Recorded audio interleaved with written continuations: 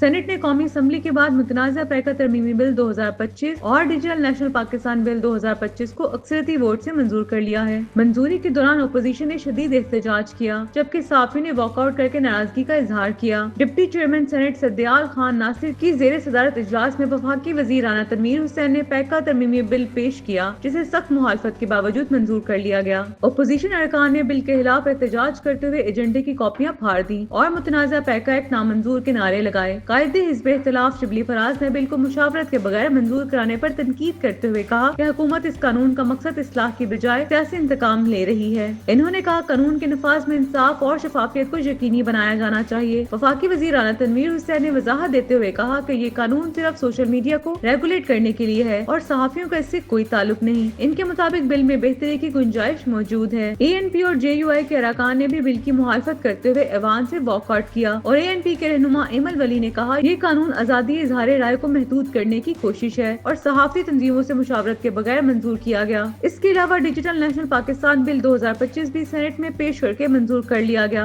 بل پر اعتراضات کے دوران جے یو آئی کے سینیٹر کامران مرتضی شیخ 7 سیکشن 23 اور 29 پر ترامیم پیش کی، جنہیں مسترد کر دیا گیا۔ ان کا کہنا تھا یہ بل صوبائی خود مختاری کو متاثر کرتا ہے، جبکہ وزیر قانون اعظم نذیر تارڑ نے ان اعتراضات کو غیر ضروری قرار دیا۔ واضح رہے کہ Pakistan federal union of journalist نے پیکہ ایکٹ میں ترامیم کے خلاف آج ملک گیر احتجاج کی کال دی ہے۔